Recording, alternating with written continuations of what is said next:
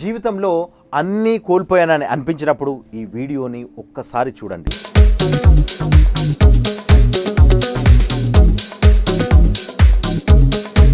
Life మీద ప్రతి ఒక్కరికి ఎన్నో ఆశలు ఉంటాయి. అయితే కొన్ని నెరవేరుతాయి, వాటిలో కొన్ని నెరవేరడానికి ఇంకొంచెం టైం పడుతుంది, కొన్ని అవ్వకపోవచ్చు కూడా. అంత మాత్రాన లైఫ్లో ఏదో పోగొట్టుకున్నట్టు ఉండాల్సినటువంటి అవసరం లేదండి. ఇవన్నీ వినడానికి బాగానే ఉంటాయి, కానీ ఆ టైం వచ్చినప్పుడే ఏం చేయాలో అర్థం కాదని చెప్పేసి మీరు అనుకుంటున్నారు కదా.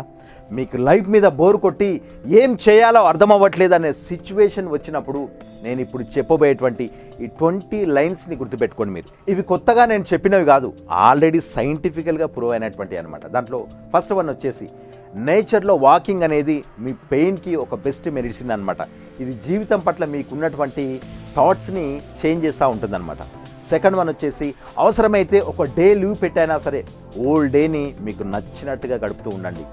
థర్డ్ వన్, ఎవరో తెలియని వాళ్ళకి మీరు చేయదగినటువంటి ఏదైనా సాయం ఉంటే తప్పకుండా చేయండి. దీనివల్ల మీ మనసు కొంచెం ఫ్రీ అవుతుంది. ఫోర్త్ వన్, బిజీగా ఉన్న ఏరియాలో కూర్చుని ఎవరితో మాట్లాడకుండా చుట్టూ జరుగుతున్నదంతా ఒకసారి గమనిస్తూ ఉండండి. ఫిఫ్త్ వన్, మీరేంటో మీరు తెలుసుకోవాలి, అది మీరు ఎక్స్పీరియన్స్ చేయాలి.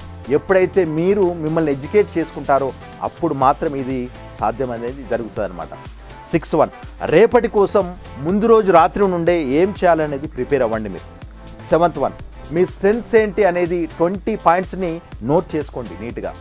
ఎయిత్ వన్, విగ్రహంలా ఎప్పుడూ అలానే ఉండకుండా చిన్నగా అయినా సరే అడుగులు వేస్తూ మొదలు పెట్టండి, ఒకటేసారి పరిగెత్తాలని చెప్పేసి అనుకోకండి.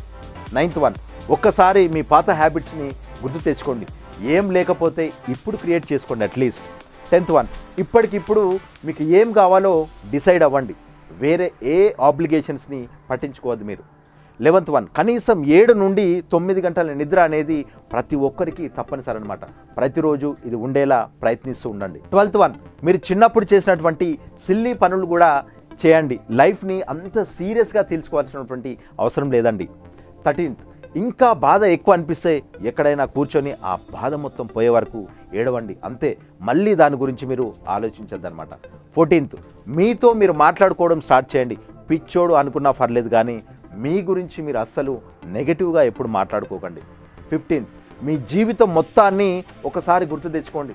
ఎన్నోసార్లు పడ్డారు అండ్ లేవడం కూడా జరిగింది, ఎంతో నేర్చుకున్నారు కదా. ఈసారి అంతే, ఇప్పుడు మీరు పడుతున్నటువంటి బాధ మళ్ళీ కొంతకాలానికి వెళ్ళిపోతుంది.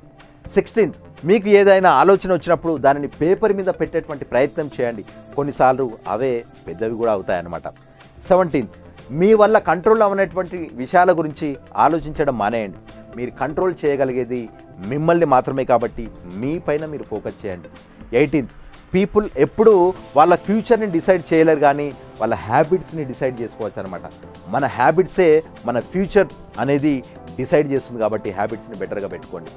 19th, ప్రతి చిన్న విషయంలో కూడా ఆనందాన్ని కోరుకుంటే అప్పుడే జీవితాన్ని ప్రశాంతంగా మనం జీవించగలుగుతాం అనమాట. 20, ప్రతి ఎండింగ్ అనేది న్యూ బిగినింగ్ కోసమే, ఇంతటితో అయిపోయింది అని మాత్రం ఎప్పుడు అనుకోవద్దు మీరు.